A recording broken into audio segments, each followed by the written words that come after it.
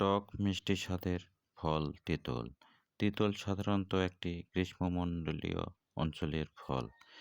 তেঁতুলে প্রচুর পরিমাণে vitamin B, vitamin C, potassium, magnesium ও অন্যান্য পুষ্টিগুণ পাওয়া যায়।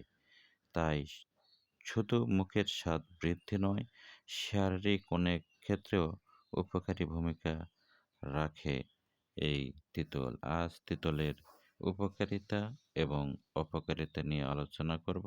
আশা করি ভিডিওটির শেষ পর্যন্ত সাথে থাকবেন, সেই সাথে লাইক, কমেন্ট, শেয়ার করবেন এবং সাবস্ক্রাইব করে পাশে থাকবেন। কাঁচা তেঁতুল পছন্দ করেন না বা তেঁতুলের শরবত যেভাবেই খেতে পছন্দ করেন, তেঁতুল খেয়ে দিন শেষে নিজের শরীরে অনেক উপকার পাবেন। তেঁতুলে রয়েছে প্রচুর পরিমাণে শক্তিশালী অ্যান্টিঅক্সিডেন্ট। অ্যান্টিঅক্সিডেন্ট আপনার শরীরের রোগ প্রতিরোধ ক্ষমতা বাড়িয়ে তোলে, শারীরিক ফিটনেস বজায় রাখতে সাহায্য করে। 2014 সালে পরিচালিত একটি গবেষণায় দেখা গেছে, তেঁতুলে রয়েছে ক্যান্সার প্রতিরোধী উপাদান। এছাড়া তেঁতুলের বীজে রয়েছে অক্সিডেটিভ স্ট্রেস মার্কারকে হ্রাস ও রেনাল সেল কার্সিনোমার অগ্রগতিকে ধীর করে দেওয়ার ক্ষমতা। এর ফলে শরীরে ক্যান্সার সেল উৎপাদনের হার কমে যায়, সেই সঙ্গে স্ট্রেস হরমোনও নিয়ন্ত্রণে থাকে।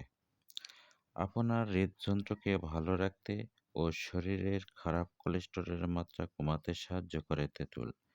তেঁতুলে রয়েছে প্রচুর পরিমাণে পলিফেনল ও ফ্ল্যাভোনয়েড, যা শরীরে খারাপ কোলেস্টেরল কমাতে ও ভালো কোলেস্টেরলের মাত্রা বাড়াতে সাহায্য করে। এছাড়াও রয়েছে এতে ধমনীতে চর্বির স্তর জমার ঝুঁকি কমে দেয়।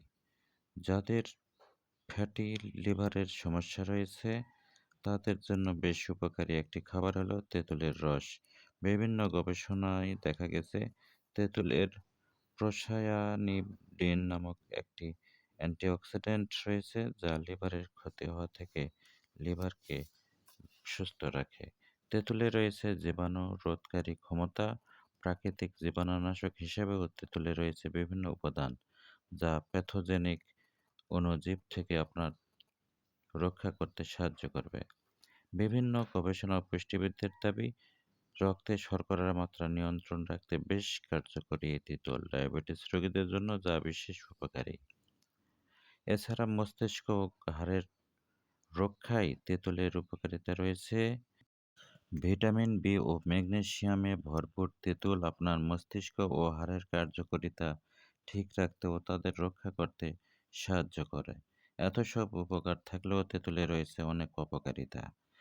এখন অপকারিতা সম্পর্কে বলছি।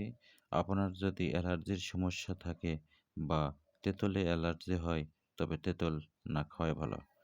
তেঁতুল অ্যাসিডের পরিমাণ বেশি থাকায় অনেকেই তেঁতুল খেলে দাঁতের সমস্যায় ভুগে থাকেন বলে অনেক দন্ত চিকিৎসকরা এ তথ্য জানান। তেঁতুলের অ্যাসিড বেশি থাকে, তাই অনেকে তেঁতুল থেকে অ্যাসিডিটি হওয়ার সমস্যা পড়তে পারেন।